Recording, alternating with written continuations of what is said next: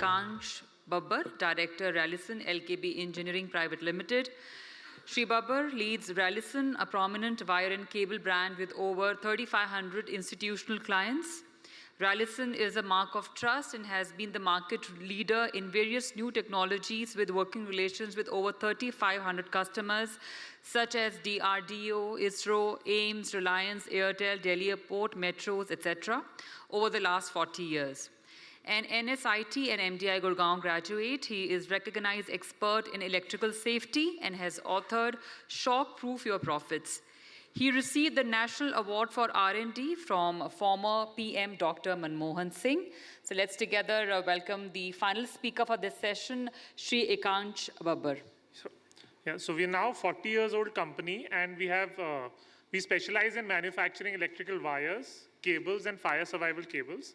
In the last 40 odd years, we have worked with over 3,500 clients, as ma'am mentioned while introducing me, of the likes of DRDO, ISRO, Delhi Metro, Mumbai Metro, Reliance and others, and have supplied over 20 crore meters of wires and cables during this time. That's actually roughly 3 times the distance between Earth and Moon. So that's the amount of cables we've already supplied. We specialize, and one of our USPs is delivering on time, because with the growing requirement, the dynamic projects that they are, now deliveries have become a challenge because there are many changes in the structures, many changes in the designs at much later stages also, and if you cannot provide a customized solution at a fast pace, it can lead to delays in the projects, which can hamper the budgets as well as operations of those projects. So this is our product range. We supply all sorts of cables up to 33 kV and certain specialized cables also. We are supplying very critical cables used for runway lighting. So these are the cables that power the lighting underneath the runway of airports, and they are at 5 kV rated and very specialized products. Recently, we have also developed cables called leak detection cables, which have a particular application in detecting any water leaks in critical areas, which can really lead to fires later on. This is the national award we received for development of fire survival cables in aluminum conductor. It was done for the first time in the world to develop a cable that can sustain 950 degrees centigrades for a period of 3 hours, maintaining circuit integrity, especially in an aluminum conductor, which itself has a melting point of 650 degrees centigrades. These are some of our certifications. We have ISO, ISI, ROHS. Our in-house laboratory is NABL accredited, so we are able to test our products 100% before supplying them to any of the projects. And this is our state-of-the-art manufacturing facility in Bhiwadi in Delhi. So having spoken about our company, I'll focus more on the point of this project. So these are some of the clients, as I already mentioned. Indian Oil, refineries, DRDO, ISRO. These are some of them. So now I'll focus on the main topic of this presentation, which is electrical fire safety in infrastructure development. So you've seen in the past that infrastructure development, building development has been very rampant in our country in the last 20 years, but many a times we do not scale the necessary safety measurements that need to be done along with that development, and which can lead to much more drastic issues later on in terms of safety for people as well as property. So I've pointed out 4 critical points from the CEA notification of 2023 related to wires and cables. So there's one major misconception about the applicability of National Building Code. A lot of people feel that National Building Code is just a voluntary guide for somebody making a building. However, in 2023, the CEA guidelines have made the NBC a part of those guidelines itself, which automatically granted it the mandatory tag that is required, which means any building being constructed has to follow these codes. And it's the National Building Code that mandates the use of fire survival cables, which maintain circuit integrity for a period of 3 hours, even in case of fires up to 950 degrees centigrades. So this point I mentioned to make it clear that it is now mandatory to have fire survival cables for emergency systems, ventilation, and fire alarm, fire detection systems, and the certain other systems defined within that standard itself, which can help save life and property both. Secondly, now any building above 15 meters need to have FRLS cables, and specifically for airports, hospitals, and hotels, irrespective of the height, all the cables must be low smoke, zero halogen, or halogen-free cables, because they help reduce the amount of smoke and increase the visibility in case of fire. The last point was what I was mentioning about, that all electrical equipment shall be installed above the highest flood level, and where such equipment is not possible to be installed at this level, it should be ensured there are no seepages or leakage or logging of water. This becomes critical in electrical operations because water in itself, unless until we are talking about distilled water, water is a good conductor of electricity, and that can lead to short circuiting. So having solutions that prevent leakage, and secondly, having solutions that can detect leakage in case it does happen, because no matter what a solution, it cannot be 100% foolproof. So having detection systems becomes very important, which is the reason we have developed the leak resistant wires. So I'll just go through the features of fire survival cables and need for it, because this is one of the most critical aspects of fire safety. These are cables that maintain circuit integrity under fire, water sprinkling, and mechanical shocks in case of fire in a building. And it continue to work for 3 hours.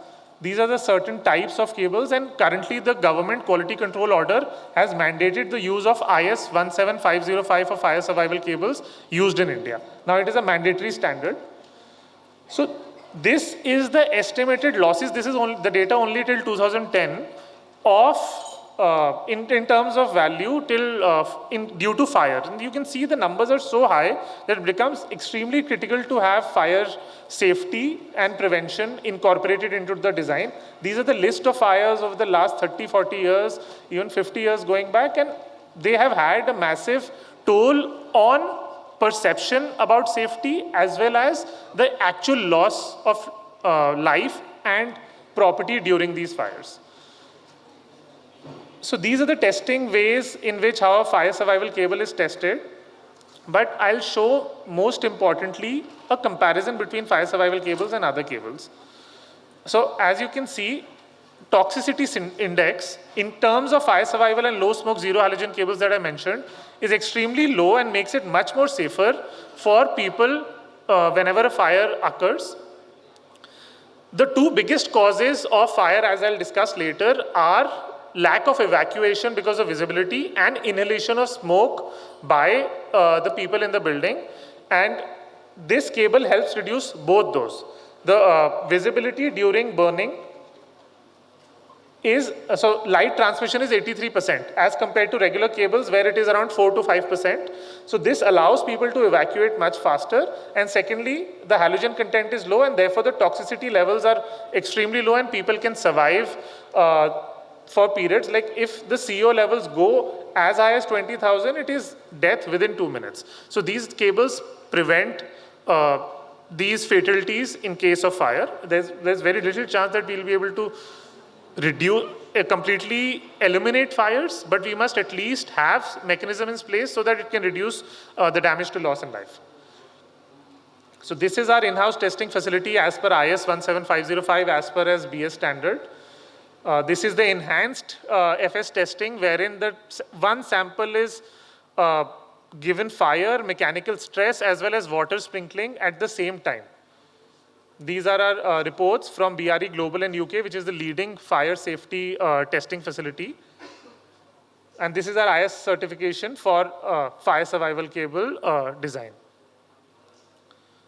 So metros are using fire survival cables, and I think the need for using these cables needs to be enhanced even more, and these are the certain applications to fire. So obviously both parts are required, but damaged wire is one part of that. And I want to focus on a part wherein we pitch to a lot of people about a wire that can carry much higher rated current.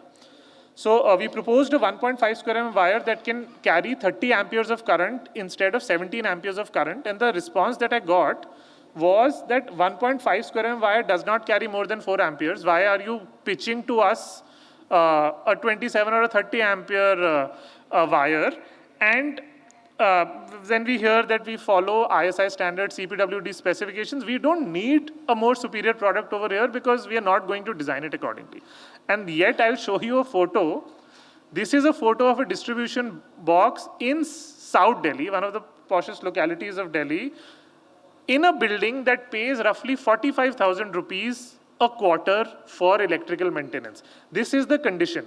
And obviously the fire is not happened. So I have seen this myself. So this is not a photo that I took off the internet. I have taken this photo and the fire did not happen in that building so far. But I don't think anyone in this room does not believe that the fire is not going to happen in this case. It is ripe for this because the wire is damaged. And the reason for that is there are overload currents for multiple reasons, and even protection devices have a particular time in which they need to trip before for certain levels of current. So we can lead to a situation like this much more often than we can fathom. And therefore, the only solution lies in having a margin of safety. If we do not have a margin of safety, then these things are bound to happen. We need to design systems not based on how we expect the systems to be used, but rather how they will be misused by people because the people using those systems are not as technically sound as the person designing it may be. So as I've already mentioned that the two reasons are a fire. Now if this leads to a fire, two reasons are toxic gases and poor visibility that will lead to deaths. And this is a comparison between halogen-free wires and traditional wires, which is now mandated for airports, hospitals, and hotels, no matter what the height. The halogen content is much lower, toxicity index is much lower, carbon monoxide is much lower, and a much better oxygen index to ensure that fire does not spread.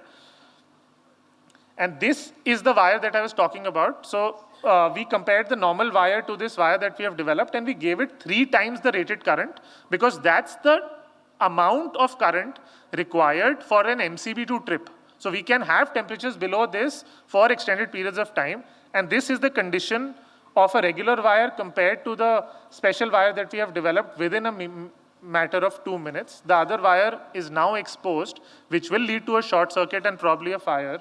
And this, the SafePro wire that we have developed will continue to operate in such conditions.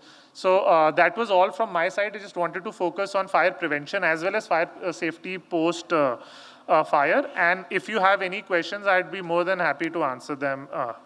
Sir, please. One simple question. Right, sir. You mentioned that your company is the first one in the world to have made an aluminum cable which can withstand 1000 degrees centigrade.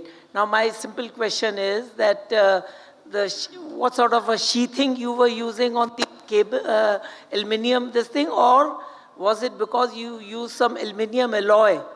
Right. So that's a really good question because aluminum does melt at 650 degrees centigrade. So we used pure aluminum, it wasn't an alloy. So the whole idea behind the design was using an insulating material that can sustain 1000 degrees. That's part number 1, so that there is no shorting.